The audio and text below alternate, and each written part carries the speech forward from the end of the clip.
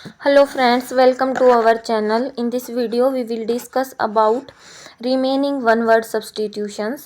कल हमने 30 तक कर लिए थे, आज हम 31st से स्टार्ट करेंगे और ये सारे मोस्ट इम्पोर्टेंट PYQs हैं HSSC के। तो चलो शुरू करते हैं। रिबेलियन अगेंस्ट लॉफुल अथॉरिटी, इसका मतलब है किसी लॉफुल अथॉरिटी के अगेंस्ट खड़े होना, उसका विरोध करना, उसको हम म्यूटिनी बोलेंगे। इसको हम ऐसे याद कर सकते हैं, किसी लॉफुल अथॉरिटी को म्यूट कर देना, उसका विरोध कर रहे हैं, मतलब हमने उसको म्यूट कर दिया, तो इसका करेक्ट आंसर होगा म्यूटिनी। अब 32 है। A man with abnormal habits, एक ऐसा इंसान जिसमें एबनॉर्मल हैबिट्स हैं, उसको बोल देंगे एसेंट्रिक। एसेंट्रिक मीन्स इसको ऐसे कर सकते हैं हम, जैसे सेंटर, दिमाग उसका सेंटर में नहीं है, तो उसको हम एसेंट्रिक बोल देंगे।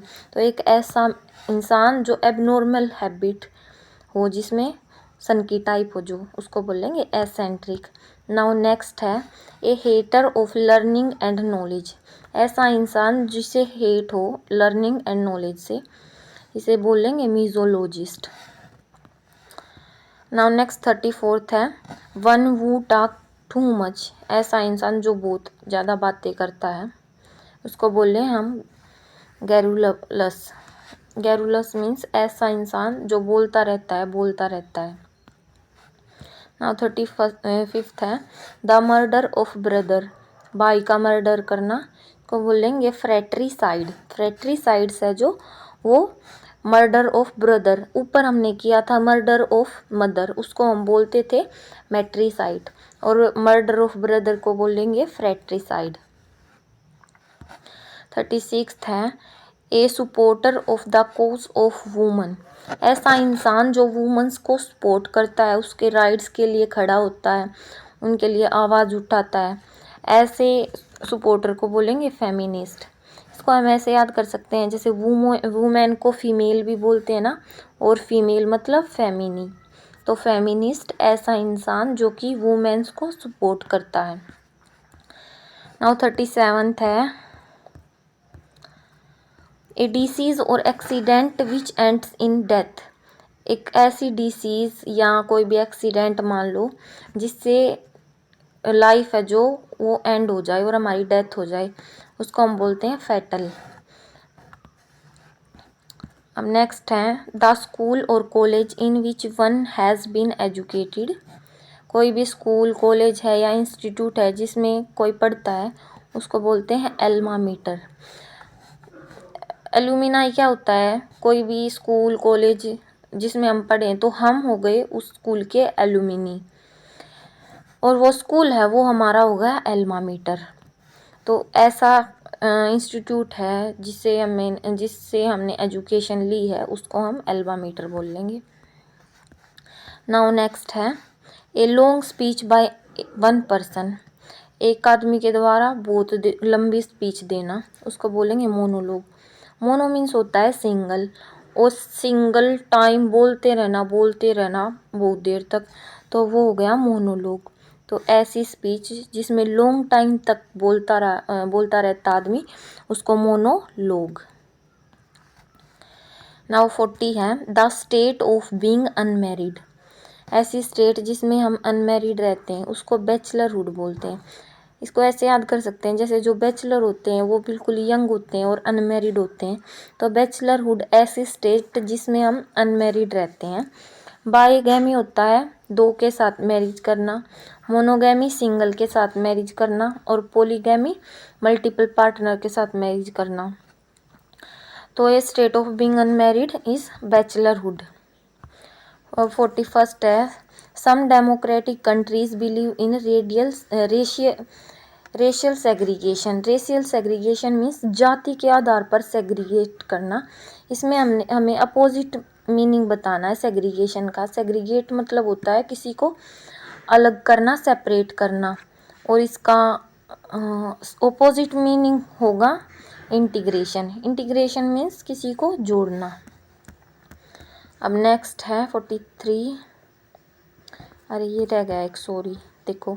सम people regard the world as an, कुछ लोग हैं वर्ल्ड को क्या मानते हैं, एज एन इल्यूजन। बिल्कुल वैभव भरा है, इल्यूजन है उसमें। अब 43 है, a person who has unusual और रिमार्केबल एबिलिटी। ऐसा इंसान जो कि अनयूजुअल एबिलिटी के साथ है या कुछ अलग से उसमें एबिलिटी है, कैपेसिटी है, उसको बोलेंगे मार्बल। इसको हम ऐसे याद कर सकते हैं जैसे कि मार्बल का फर्श होता है वो बिल्कुल चमकीला होता है, ऐसे ही कोई भी इंसान है जिसमें अनयूजुअल एबिलिटीज़ होंगी वो भी एक मार्बल की तरह है।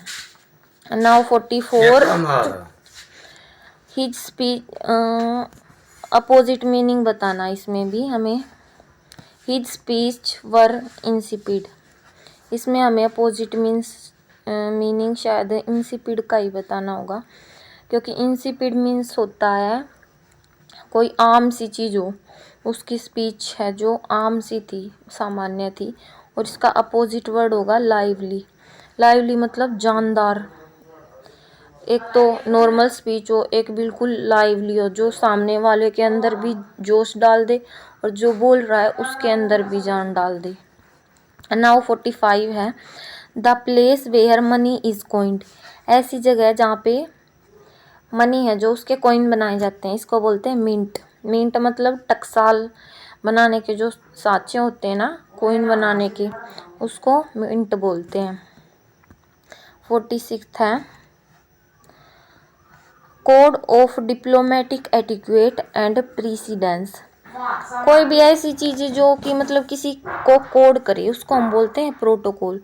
जैसे हम बोलते हैं ना इस चीज़ का प्रोटोकॉल क्या है, मतलब उस चीज़ का कोड क्या है उस चीज़ को बनाने का, तो code of diplomatic etiquette means protocol उस चीज़ का। नाउ 47 है, informal business communications with a personal signature. मतलब एक तो होता है हम मीटिंग बुलाएं, फिर उसके बारे में डिस्कस करें, फिर उसको हम बिजनेस में डाल लें उस चीज़ को और फिर उसके लिए सिग्नेचर करें। एक होता है पर्सनल सिग्नेचर कर दे अपने बिजनेस में। इनफॉर्मल है जो, इनफॉर्मल मीन्स किसी के से बातचीत किए बिना, लीगल किए बिना। तो इसका करेक्ट ऑप्शन होगा,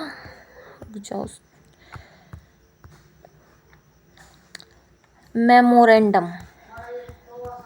सो इसका करेक्ट आंसर है memorandum. Memorandum, informal business communications with a personal signature is called memorandum. Now 48 में आ गई। अब मीनिंग ऑफ फ्रेज, इसका मीनिंग बताना है। That which can not be rectified और मेड गुड। ऐसी चीज़ जिसमें को हम मॉडिफाई नहीं कर सकते, रेक्टिफाई नहीं कर सकते, उसको बोलेंगे इरिपेयरेबल, जो रिपेयर नहीं की जा सकती।